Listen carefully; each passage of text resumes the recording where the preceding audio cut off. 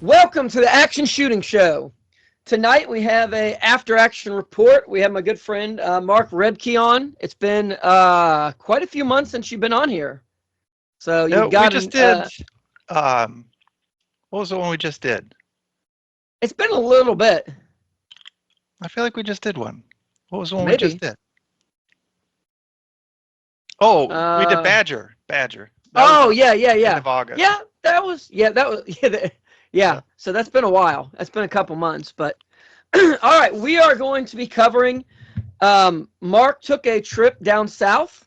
I think this is only the second time we've done a anything real south, and this is the Twilight Biathlon at the Burial Mound, and that is in Texas, o- correct? Oklahoma. Oklahoma. Yep. So Okay, Pawnee. I think so. This Pawnee, yeah.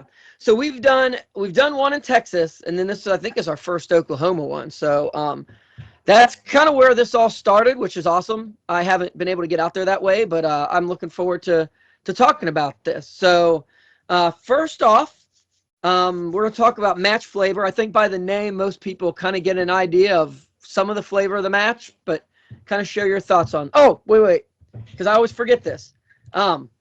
Please like and share this with friends, with whoever you think may like this. Subscribe to it. That helps us out. But really just sharing it. We want to get the kind of the message of the action shooting sports out there to people. And you guys, sharing the episodes and commenting and all that really helps us. So thank you. Mark, on to the match flavor. All right. So it was a night match. It was my first night match, and this was a 5K, 4 stages, and it was done in 2 loops. So you did half a loop or half of the 5K. You shot 2 stages, then the other half shot 2 more stages. So pretty standard run and gun. You didn't need to have any weight or anything. They had a bunch of different divisions. They had night vision, they had white light, and then they had like a PCC. You could do night vision with PCC or rifle pistol. And so I did white light rifle pistol because I'm a poor and I didn't have the night vision. Uh, but yeah, it was pretty standard. If one thing would say, if you talk about match flavor, if you did it during the day, you would say that was like the easiest run and gun you've ever done. Like the shooting wise, at least. Like the targets all were painted black with white backers. And so they were if during the day, it was like, this is going to be a chip shot. This is nothing. But at night, it was a whole different animal. So we'll talk more about that as we get going. And generally that's been my experience with night matches. If you try to make a night match the exact same level of challenging as a day match, or with some of the day matches, it everything is harder at night. So you're gonna really time people out. I mean, I've shot some like tough USPSA stages, and everything takes longer. So Mhm. that sounds like they've obviously know what they're doing there, because yeah, you'd never get people through. Yeah. All right, so 5K, 4 stages then. Yep.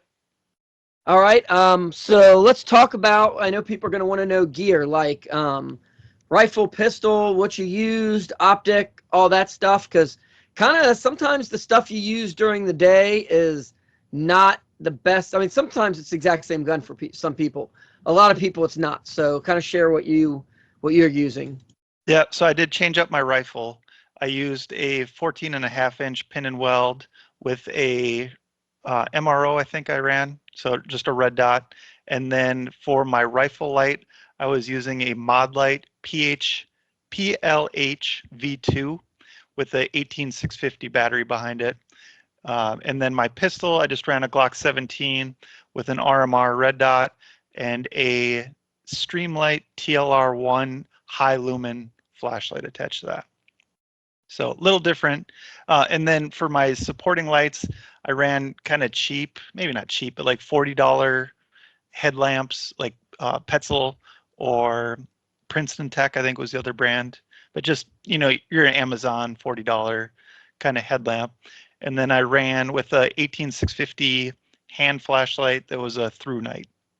So a little different than what we usually, but then the rest, like same chest rig as always, same belt as always. And I ran with a Camelback as well.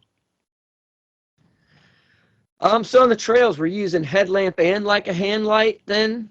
So I did. So the trails are interesting, and it's kind of hard to describe if you haven't seen pictures of it. I'll see if we can find some pictures. But they used little baby LEDs that were kind of sprinkled along the trail, and so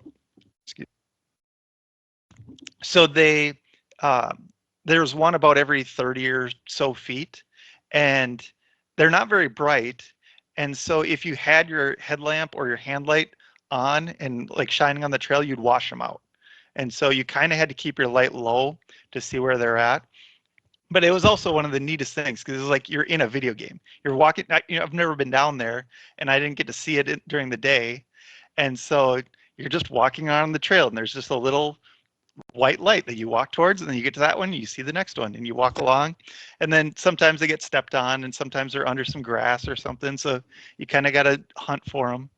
But I ran the headlamp on the lowest setting, and then just kind of for fun, I had my hand flashlight, and I was just kind of shining around the woods and just kind of looking at stuff and just kind of taking it all in.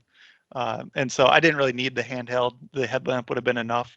It was not quite full moon. I think it was 93 to 95%. It was a day or two off of full moon. So plenty bright, clear skies, but still not as bright as you'd think, like close to full moon and still pretty dark out there because there's no city lights or anything out there. It's the middle of the country. So pretty dark, but it was very neat. Like walking along the trails and everything, following these little baby LEDs across the ground. Yeah, that's Midnight Madness use those. Legion, I've not done a Legion night match, but I know they use those same little things. And it's funny, as like you said, even with like night vision, where you would think, oh, it's an amplifying light. If they're in a weird position, if you hit them at the wrong angle, it can be hard to see them sometimes. So, it's the trail's lit up, but it's not, like you said, it's not something you can just blast a real bright flashlight or just kind of run off in any direction, because you could definitely lose them if you kind of don't stay on your game there. Right. So another, to kind of put it in perspective too, how bright it was. There was a guy following me for a while, and I looked back and I shined my flashlight, like not thinking, because there was people under nods, and so I didn't think, like, I just flashed this guy in the face wearing nods. But I was like, oh, sorry about that, and he's like, no, it's fine. I'm not wearing night vision. So he was just walking in the dark, following me. But he could see where I was, and he could see the little lights. So that was enough if somebody else was out there. So to give you kind of an idea. That's a good idea. Let the rattlesnakes or Sasquatch or whatever go for the guy with the lights, and he'll just follow behind completely unseen. So right. that's a guy with some strategy right there. So. All right, so guns. I mean, generally that's some good flashlights. I mean, I've got the HL, the TLR HL. That's a good high lumen flashlight. The mod lights are very well regarded, so I would imagine you felt like you had enough light. Yeah, on the shooting stage part. Right. It's hard to get more throw than that mod light. There's only a couple, like the Cloud Defense, and then there's a couple other, but I'm pretty much running the best flashlight that you can get for the rifle. And then you can argue about Surefire versus Streamlight on a pistol, but like you said, the high lumen is plenty of light for a pistol, in my opinion. Yeah, I mean, from what I've seen, I mean, Streamlight makes great lights, Surefire makes great lights. Our other co-host Mike has broken a couple of both of them, and he owns both of them and has broke both of them, and both their customer services has taken care of them. So, I mean, pick your poison. Right. At this point, I think Streamlight has kind of proven itself that it's not just a fly-by-night Chinese company or something like that. So, this is not. We're not talking about who was the real fancy looking. No, well, Olight's not a great one, but what was the Enforce? Oh yeah, Enforce. They had these really awesome looking flashlights that had like 20 lumens coming out of them or whatever. So, all right, well, we'll get on to stages. So, kind of go over how the course went. I know you said you run some, shoot some stages. Do you run first and then shoot, or? So Run us through it. Sure. So once you get started, you're given a number, and you write the number on your hand. And if it's an odd number, you shoot the odd stages first on your first loop, and then on your second loop, you shoot the even stages. So right away at the start finish is a kind of a Jacob's ladder, not very tall, maybe 6 feet or so that you got to go over. That the 2x4s are all spaced weird. Actually, it's not even a ladder. It's like a sheet of plywood with 2x4s nailed to it, and so you have something to climb on. I don't know. It's not like a full ladder, but uh, it was kind of a little tricky to climb over.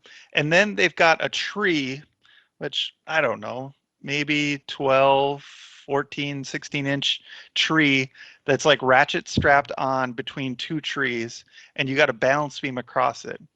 And it's not waist high, but it's thigh high probably. And it's got to be, it's like almost 20 feet of balance beam. And so it's kind of a lot, but it's plenty wide, but in the dark, if you fall, there's nowhere to you can't spot your landing, it's kind of on a slope. And so the idea of falling off this thing was not good. And it took some balance, you get your rifle slung and it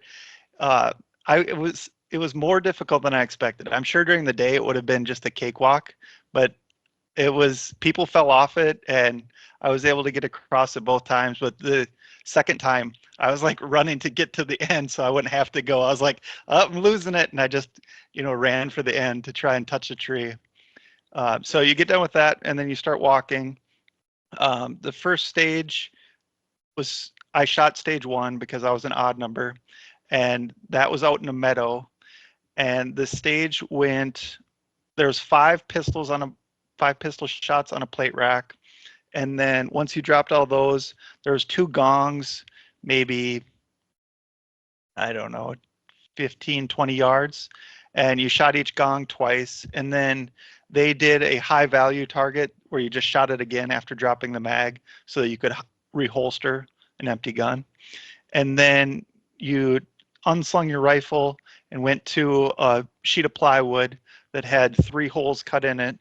And there were 4 targets on a tree line at about 40, 50 yards maybe. And you had to shoot each target 1 time through each hole. So 12 hits there. And the pistol went great. And I turned on my rifle flashlight and it blinked at me. And these flashlights will blink at you when they're at low power. And I was like, did it really blink? Because I just put in brand new batteries before the thing. And I was like, no, maybe I just bumped it, because it's a momentary switch too. I was like, maybe I just bumped it. It didn't really blink at me. And I started shooting with it, and it was fine. It was, bright. It seemed bright enough. And so I shot that stage and went fine. But in the back of my head, I was like, did that light really blink at me? It could not have possibly. I've used it for 5 minutes, and it should run for an hour or at least a half hour, And this was a big mistake. I should have just changed the battery and not thought about it. And so, because you did have spares for I did. 1 or 2 spares for everything. Yep, I brought spares for everything. There's the first tip of the show for anyone who's never done a night match. Redundancy of everything, have multiple. If you got 5 batteries that you need and all of these different lights, because 18650, you got that. You got 2 CR123s in the AHL. Yep. Your headlamps probably got double A's or something like that. So, now we got a pretty good. This is a good argument for getting similar battery gear, but batteries don't weigh that much. So have a couple of everything, because no matter whether you put new ones in there, as in this case, weird things happen. Yep. Yeah, and after this match, this is one of my takeaways. I'm switching headlamps to all 18650 headlamps as well. Oh, there you go. That, or they have some decent CR123s. So if you got it in your pistol light. The other thing we didn't mention when you're talking about gear, I'm not great about this, but I'm going to do this before the next match. Tie everything that is loose down. Because night matches, it's really easy for gear to get knocked off and gone for ages. So if anything's like not really permanently attached to a gun, if you're running helmet, your body, tie that down. Bungees are good for mags, that sort of thing. So sorry, go on. So flashed, you finish the stage and you go, it'll be all right. Yeah. Now, there was another thing that I experienced in this stage that didn't really click to me how big of a problem it was, and that was the smoke. And so this match, it was dead still. There was not a breeze. I'd made a joke. We were sitting around. I had my Kestrel. I was like, guys, I'll give you the official wind reading, and the fan's not even moving. Like, it's just sitting there. And so a dead calm, about 50-ish degrees, and a little humid. And so the smoke just hung in the air. It was like the OK Corral. And so on the pistol, wasn't as big of a deal, but on the rifle, as you were shooting, you're just building up smoke in front of you. And the more you shot, the worse the smoke got. It did not clear at all. And so on the in first this case, you're shooting through ports.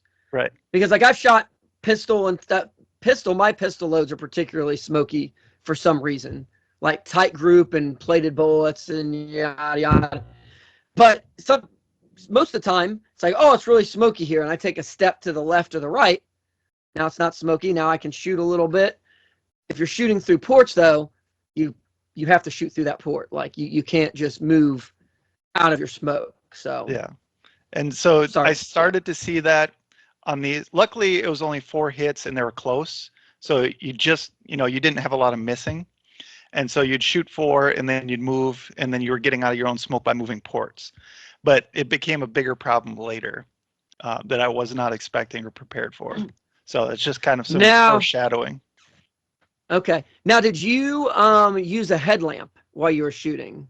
Yes, but so what I did there, this was a pro tip given to me by John Hutt, was to take it off my head and just hang it from my neck on the lowest setting so that it's not shining at my optics, but it's giving me an admin light around. And so I didn't feel like I didn't really ever have any admin tasks, but it didn't also, it didn't get in the way in any way. So it seemed like value added. Yeah, that's a good idea. And I've seen people try to shoot with a headlamp on. And like you said, it can wash out your optic depending on especially if there's, because the light reflects off the glass and then it makes it hard to see your dot. But if you had to clear a jam, malfunction, something weird happened, which if you're shooting at night, you're really not seeing your hands. It is certainly easy to induce some malfunction that way. So, if I had to clear a double feed at night, I think I would want a headlamp dangling from my neck, and I definitely would not want night vision. I've done enough gun handling under night vision, and you get better at it. But man, if weird things come up, it is certainly harder than it's way harder during the day, at night. Period, and then night vision even adds another, like close-up things are not a strong point. So did you feel like your level of light was perfect for the stage? Too much, too little? For this one, it was perfect. It was never too much. And for this one, I would say it was perfect. There'll be some other stages where I would have taken, so we'll talk about it when we get to it, but it wasn't the light that was the issue, it was the smoke that was more of the issue. And these are bays, or are you in Nope, this was in a meadow shooting into the woods. Yep. Okay. And so this is and that's what I want to bring up. The only thing I've noticed with light at night, and I'm not a prescribed, too many lumens, you're gonna blind yourself.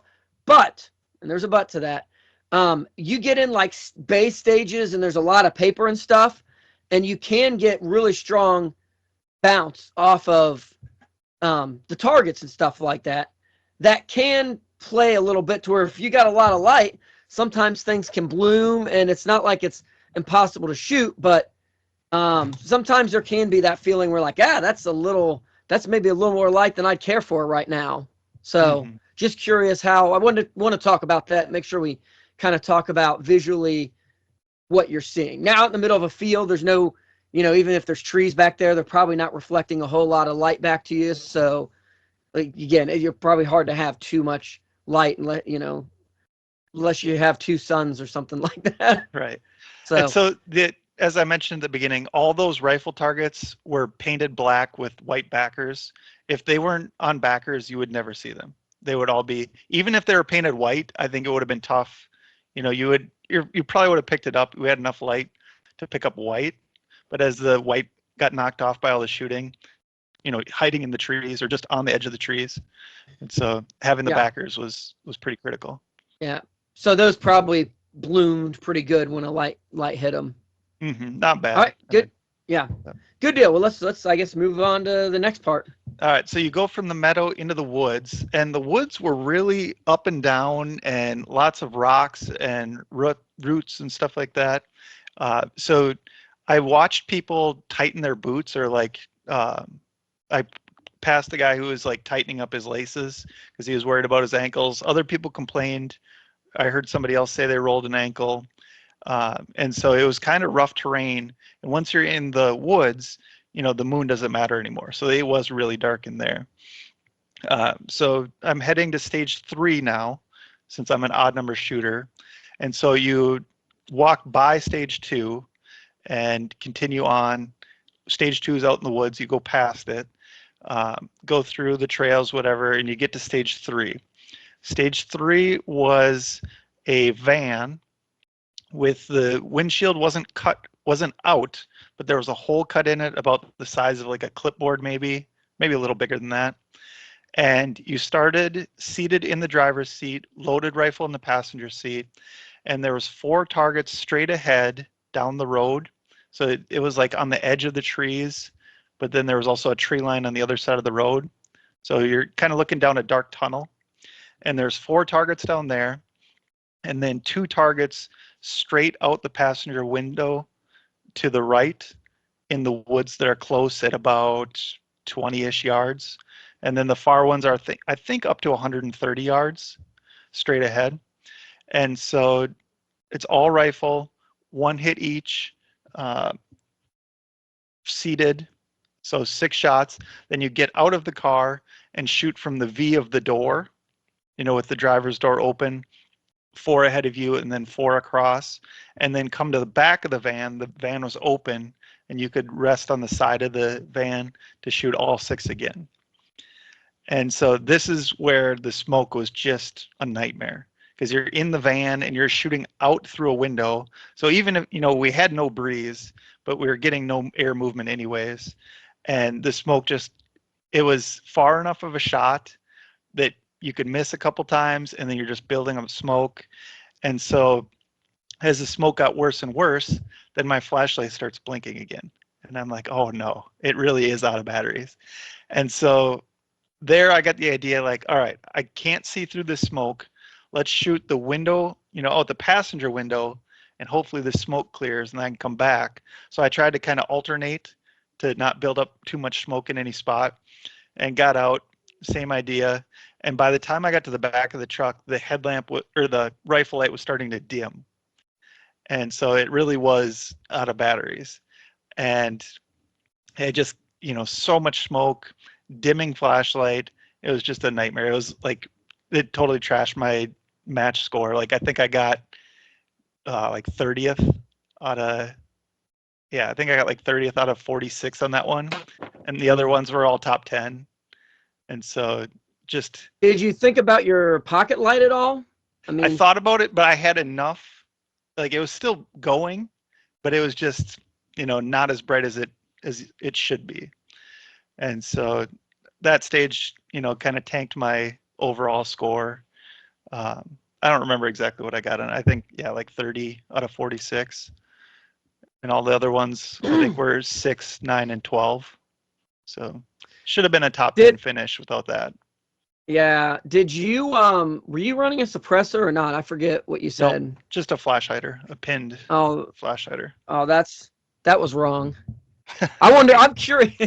I'm curious what I'm curious what a can would have done for better or worse. I mean, you would have got a little more kind of smoke out the port probably, Hmm. but would that have disrupted the gas enough to knock down a little bit of that? I don't know. I know Sean Murphy talked online. Someone was asking about smokiness, and I mean different powders make smoke in different things, and factory rounds, you may be buying the same exact factory round and the powder is not the same. Like they're loading to a specific velocity kind of Hmm. pressure curve on those. But so you could buy one that does, I could be shooting this X-Tac or whatever, and the thing is smoke free one night, and I buy another batch and come out and it's smoky as all get out. So kind of a good argument, I guess, if you do a lot of night shooting to maybe find a non-smoky load for your gun.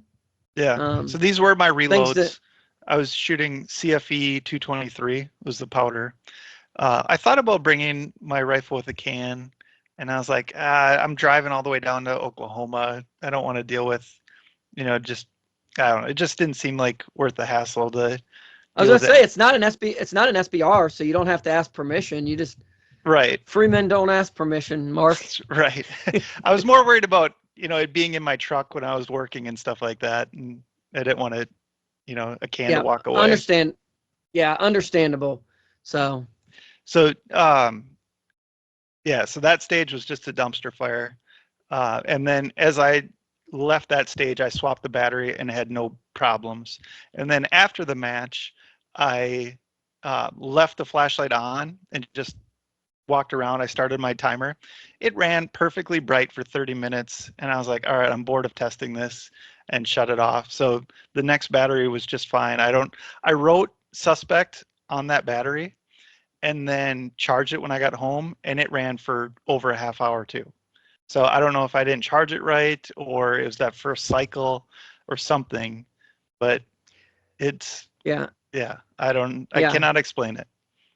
See, and the funny thing about this is before this, Mark was telling us all the research he had done on which batteries to buy, and like I've bought batteries like Streamlight branded batteries off of Amazon before. Don't buy your 18650s from Amazon and yada yada, and Streamlight's just rebranding, which I kind of assumed they were rebranding someone else's. But all of this to then have a massive failure Right. on these well-researched batteries, which goes to show when things are mass produced, like you can buy the absolute best, most reliable brand of something, and weird things happen. It could be a perfectly good charger, and for some reason, it just didn't get on there right. Charged it a little, made the charger think it was charged, so he got off. I mean, it just you just never know. Yeah. It's That's why you carry spares. That's why you carry a backup. yeah, But you got to listen to your gear too. Like if I should have changed it after that first stage.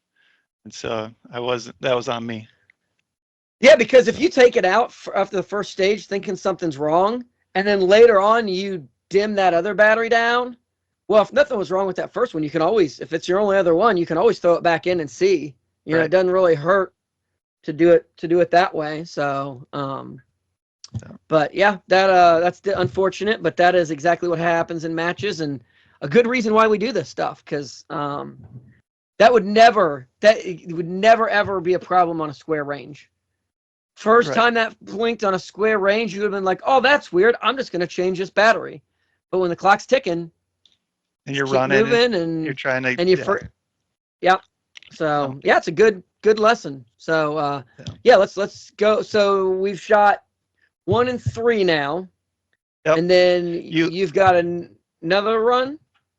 Yep. So you leave 3, and then what's really interesting, and I could not believe it, is they're like, be careful in the maze. I was like, what maze? I've never even been here. There's a maze, and when you left one set of woods and you went through a clearing, and there was another woods, and you would know the tree. I can't even think of what the trees were, but it was like a bramble of just thick woods that they had cut a trail and then cut a maze. Like you came to a T and you had to choose right or left. And then that came to a T and you had to choose right or left.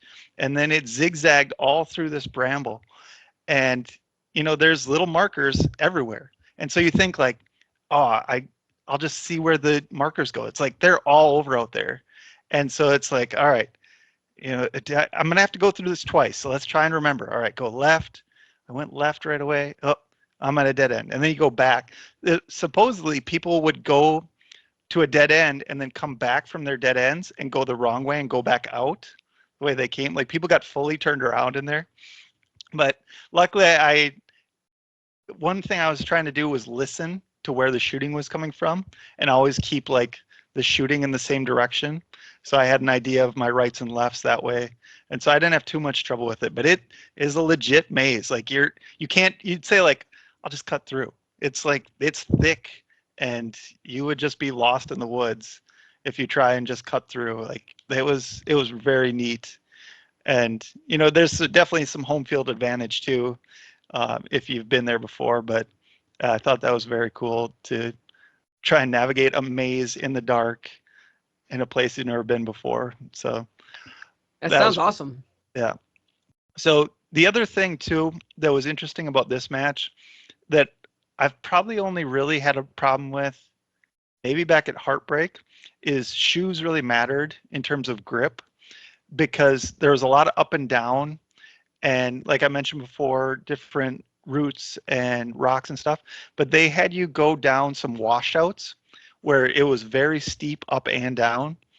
And so having good, essentially cleats, or, I was running trail runners like Solomon's, but having good grip actually mattered. Usually you could get away with like basketball shoes on a lot of these courses, but I felt like having aggressive shoes helped on that.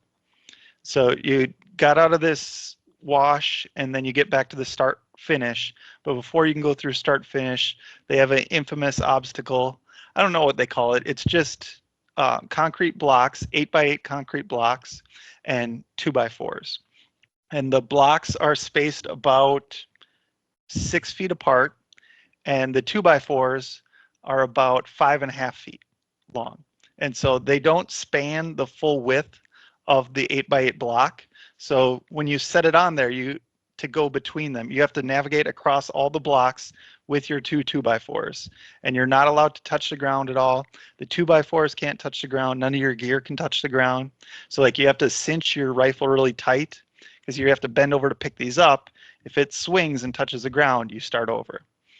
And so they had before the match, they had like a side match where you had to shoot a plate rack in less than 3 seconds. And if you could do that, then you got a coin that you could buy out your way out of one of the obstacles. And so a lot of people were trying to do that. I tried the plate rack. You got one free try on the plate rack, and then you could pay $5 a time. The first try, it was like I didn't even know how to shoot a pistol. Like it was so bad. And then you could hear people, like you'd be in the parking lot and people would just be going wham wham wham wham wham wham wham. And like, did they get it? No, they didn't hit any plates. Some people definitely got it, but not many. Like it was a challenge to clear it. That's a sporty. I mean, even at any distance, 3 seconds. Like, is that from holster? I assume. No, low ready. It was. Oh, okay. That helps a little bit, but that's still. It would have been even damn from low near ready impossible sporty. From a I mean, there's guys that can do it, but like you figure. ALS, like you're looking at I'll be lucky if I can get out of the holster in a second and a half, and get on that first shot, and then you're doing the rest in a second and a half. Right. So yeah, even low ready, that's sporty. So with the blocks, you could take a 5-minute penalty if you wanted to skip it. And so I figured, I'm down here for the experience. I might as well just do it. And I started my timer when I started the thing because I wanted to know if I was going to spend more than 5 minutes or less, just to see how long it took me. And it was difficult. It was very difficult because they have it spaced so that the 2x4 is only touching about half the block.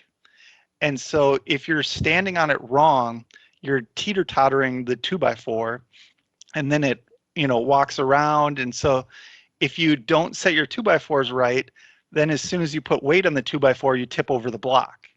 And so there's just kind of like, they have to be laid perfectly and you have to walk carefully. And then once you walk across, you have to turn around and bend over and pick that up so you can carry it to the next one. And it took me 3 minutes. It felt like 10 minutes, like just balancing, and everyone, if there's people standing around, they're watching you and they're kind of joking and stuff like this. And you've already done a mile and a half. And so you're sweating and everything. And it was very tough. And I thought it was pretty neat. So yeah, it was interesting. I'm glad that I did it.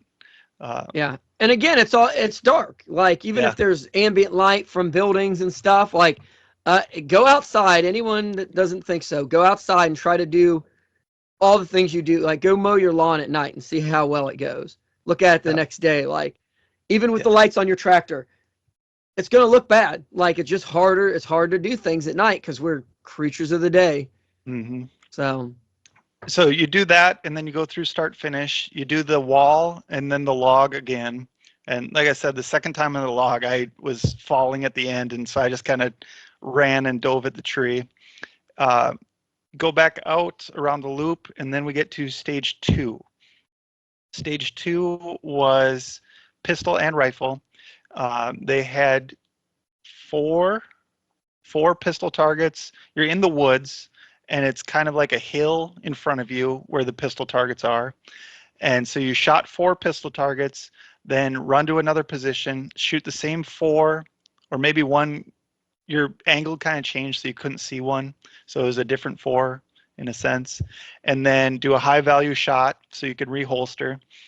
But then this one, you had to pick up your mag too. So when you did your high value shot, you had to bend over and pick up your mag because you weren't going to come back. And then you ran up the hill that was the backstop and loaded your rifle. And up there was 3 positions, 2 or 3 positions, maybe 3.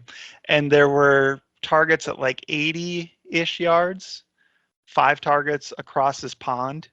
And so you could shoot them. I think you had to do standing maybe for the first one, or maybe you could kneel. I know you could kneel because I kneeled for, or I knelt for most of them, but then you moved and shot and moved and shot. And so that one went fine, because this one, now I've realized that the smoke is the enemy. And so I'm trying to aim a lot more, so I'm creating less of it. And then I'm trying to move in the box so that if I take a shot or 2 and I'm building up smoke, I try and shift over so I'm out of the smoke to take the rest of the shots. And so that stage went pretty well. I wasn't as good on the rifle as I wanted to be. This was kind of where your heart rate, after running up that hill and already shooting, was kind of getting the better of me, but not a bad stage. So that was stage 2, but number 3 for me. So. all right, yeah, sounds like some fun stages. Let me ask this real quick. When when you're doing those obstacles, is there wait time? Like, if you come on someone doing the same obstacle, is there just like they put you on wait time, or how's that work? No, they were watching, but like the one time that I did the wall, somebody was right behind me and they just got on it as I was going up it. Like, it wasn't a big deal. And then the log, I didn't have to wait for anybody, but there was somebody behind me, and it wasn't long enough of a wait for wait time, I think. I think they just... Well, okay. I didn't know if, like, because you're talking about taking 3 minutes to walk across the concrete blocks and stuff, like that could... Yeah, so they had 2 of those set up, so that helped there. And then they did have a guy at the concrete blocks to do wait time. But like the other obstacles, they didn't really need it, I don't think. Yeah, and that makes sense. Yeah, I mean, most like if you're just climbing over a wall, there's usually people know how fast they're going to get over it, so there's not like wait time. But I was curious because that 3 minutes is a decent amount of time for a stage or an obstacle, so you could gather some wait time. Right. So, and 3 minutes wasn't that bad. Like, some people spent a lot of time on it. I believe it. And I'm like you though. Like, if there's a challenge there, like, even if it's kind of I've done things where it's almost a fool's errand because the amount of time it takes you to do it is how long the penalty would be. But like, I don't know. To me, I show up to do the things. Mm-hmm. Like, and just like gaming it and just skipping something. It's like, well, just go shoot USPSA then. Like, that's the point. Yeah, I mean, that's the point of USPSA is like, oh, if I can shoot every target from this one position, because I found like you get rewarded for that in USPSA. That's part of that sport is how well can I game the stage. Running gun, I feel like not that I don't take advantage of like try to do things efficiently, but like I'm not trying to short, if I could go from the first spot to the very end, like cheat it, like I'm not gonna do that. I'm gonna take the whole thing because that's how they intended it to be done. Yep. So I don't begrudge anyone who doesn't. If you want to take the 5 minutes and just move on because for whatever reasons, like it'll be faster and you'll win. Okay, cool. Like I'd rather do the fun things. Yeah. And So I'll say this now. I was going to say this at the end. I did skip it the second time because I was running hard to finish, and I was like, all right, I was still pretty fresh the first time I did it. I'd rather just be done and not fight with it. It's like I've got the experience out of it. I just want to be done now. So I did skip it the second time. yeah, I mean, I wouldn't think less of other people. I now think less of you as an individual, but other Yeah. people I don't. But Yes. My all run right, time's so already yeah, so slow that you can't get worse. You what go what's five if what's minutes. what's three more Yeah. what's 3 more minutes? What's 10 more minutes on top of your runtime? Right. Like, Yep. so all right, so we'll go on. You just shot rifle pistol Yep. And stage then, 2. yep. And now on to stage 4. This one is in like a washout or kind of a dry creek bed. And you had to go down in the washout. And on the other side of the washout, they had 7 steel plates. And you had to double tap each one with your pistol, or not double tap, just shoot it twice. But they allowed you to double tap. And they were decent sized gongs, 8-10 inch gongs. And so you could hit them twice, and it was clear that you hit it twice. Um, and so they were all across the riverbed. And then you did a high value target so you could drop your mag. And then you turned around, and where the washout, the other side of the washout was probably 8 feet up, maybe like of a, not even a straight up and down wall, but like truly a washout. So it was like carved away like a little bit. And they had a rope, and you had to climb up the rope to get to the top of the washout, and then reload your pistol and shoot 14 more. And then if you had some sort of disability or you couldn't pull yourself up, they had like a cargo net that you had to go a little bit over to your right, I guess, and then you could climb up the cargo net if you couldn't, physically climb up the rope. And I was like, So was the cargo net not that hard then? yeah, right. I thought about it. I was like, am I going to be able to haul my fat ass up this thing, or am I going to be like, I never get to practice climb up a rope. I don't have my gym teacher there to yell at me. So, uh, yeah, but I was like, no, this will be fine. I can do this. And so the pistol just was running like a sewing machine, and I actually didn't have any trouble climbing up the rope, and I ended up getting like 6th out of 46 on that stage. So that was my best stage.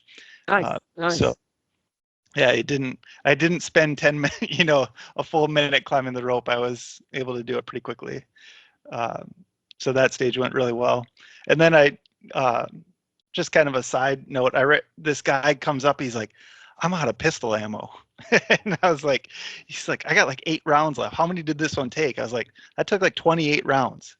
Can I buy some ammo from him? He's like, if you're using a Glock, you can have my mags. He's like, no, I'm using H&K. I was like, well, that explains why you're missing all your pistols. What is it? HK shooters don't have enough ammo? Like, aren't you supposed to be? They're supposed to be rich. Right. But I just gave him like, we put out his hand, and I just dumped an entire Pez dispenser. Yep. Gave him a whole bunch of rounds, and so he was able to actually finish the stage. Make them count. Yeah. And So I say this too because I've been in that situation. I think it was heartbreak. I ran into Mike Ford in the woods, and I was like, Mike, do you have any 9mm ammo? He's like, here's a mag. And so Mike paid it forward to me. I'm paying it forward to this guy. So it's part of run and gun, help people out when you can.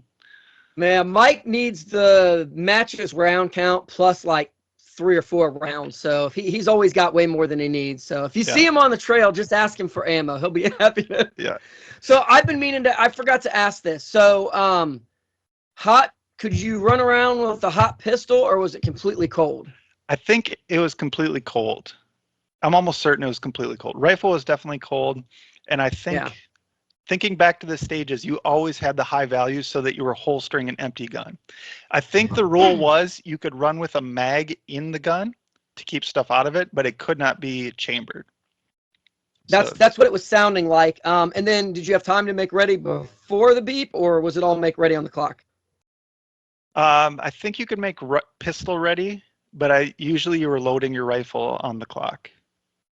So I think Okay. it's been like 2 months since I was down there, so I don't really Yeah. No remember. worries. But I just curious because if someone's going to go shoot this match, that's something. If you're loading hot on the rifle, that's something I would practice in the dark with whatever situation, however you're going to be running the match, because do it with your eyes closed, do it in the complete dark. Really get that muscle memory going, because again, you will be surprised how much even peripheral, even if you're not like looking a magazine into the gun, it's there in your periphery. I mean, if you want to challenge, close your eyes and holster your pistol. mm-hmm. It is real under night vision. I know it is hard. Like, I actually messed around with some different techniques because it seems like, oh, I do it so much I shouldn't have to look, but it's not a very big hole you're trying to stick that into, and it's easy to miss. Yeah. So thinking about it now, stage 1, we were able to get both guns ready because it was a short run from the pistol spot to the rifle, and so you had it slung on your chest. Stage 3 for me was in the car, and that was hot already because you were in the car with the gun. Stage 2 was the 2 positions that you had to load your rifle once you ran up the hill, I think. So your pistol was hot, but your rifle you had to load after you ran, which makes sense. Okay. Yeah, and that's good. And that's good.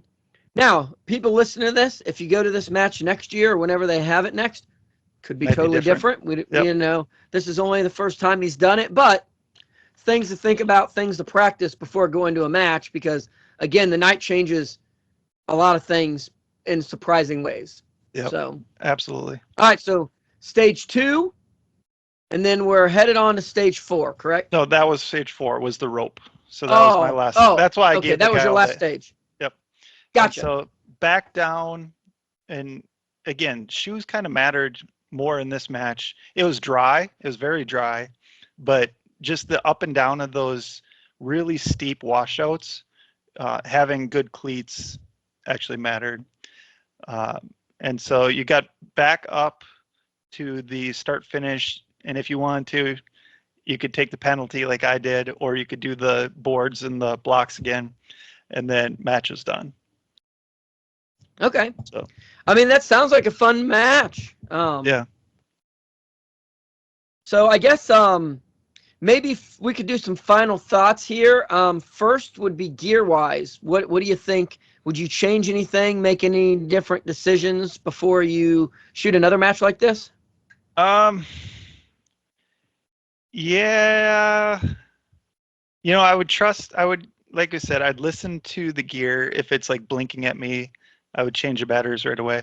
I would probably test the batteries, give them a stress test before I use them, and then charge them again, double check.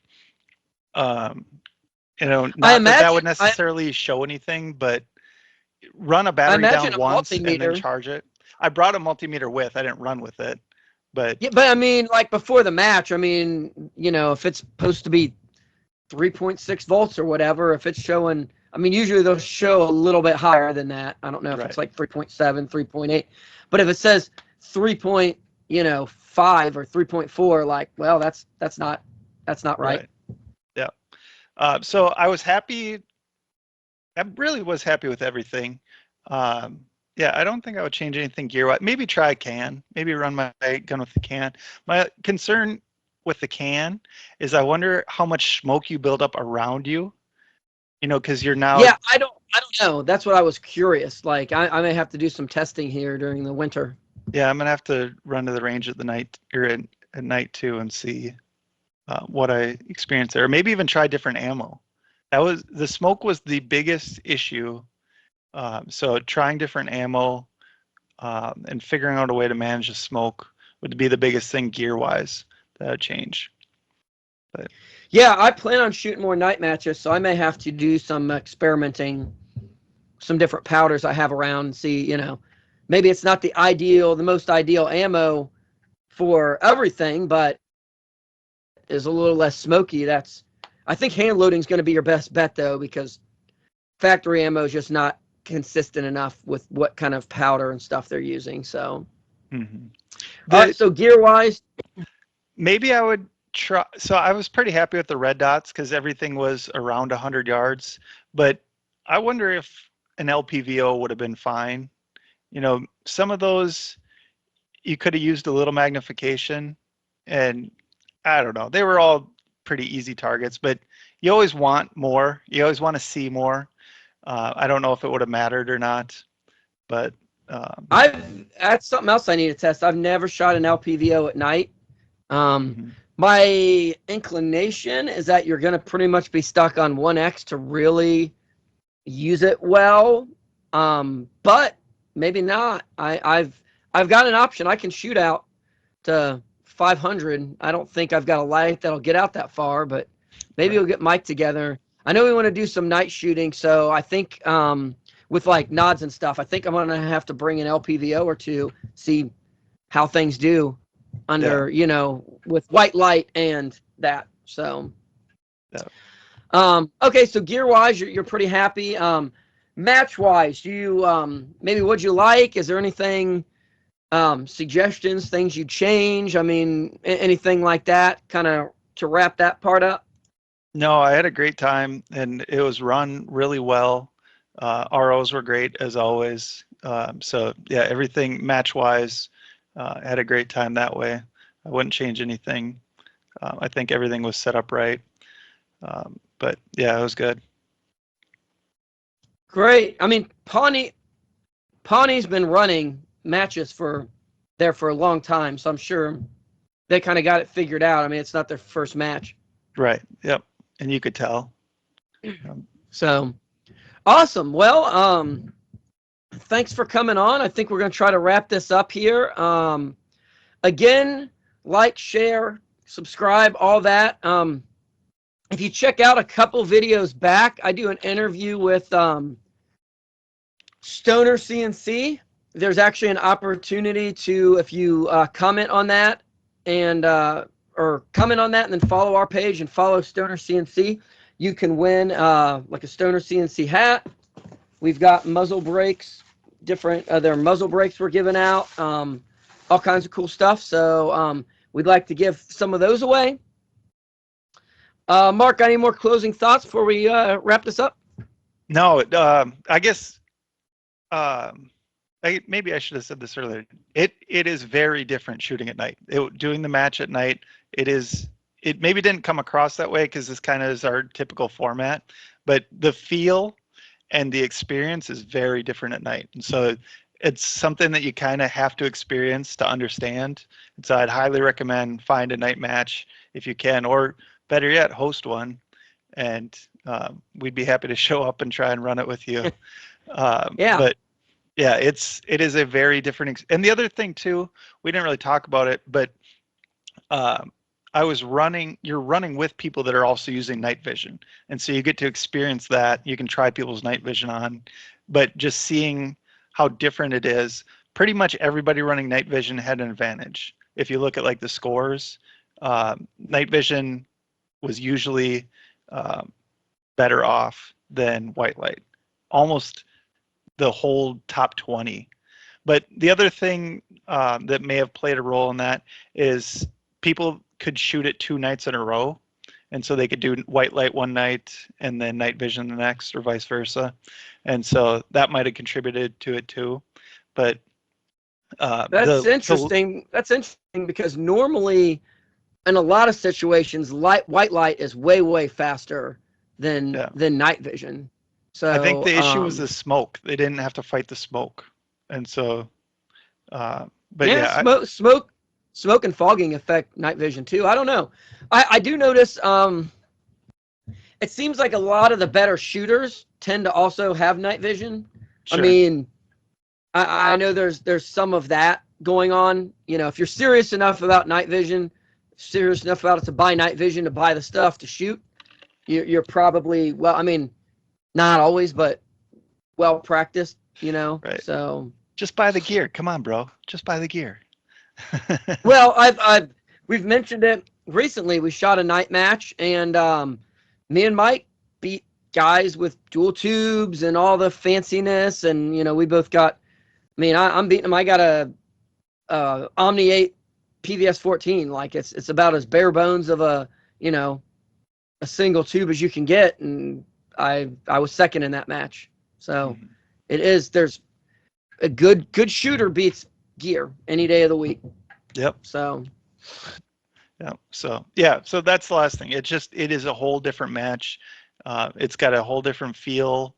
Running through the woods is different. Like everything's different, and you just kind of have to experience it to understand. yeah, absolutely. Thanks to the people who put. I mean, you already thanked the ROs, but thanks to the match directors, the ROs, all those people that put in the hard work, the long nights. I've worked night matches. It is a long night, and if you're running 2 nights in a row, it makes it even, or 3 nights. You know, if they ran like an RO day and then 2 nights after that, I mean, it makes for a very long weekend. Fun, but long weekend. So again, thanks for watching, and we hope to see you out there in the range.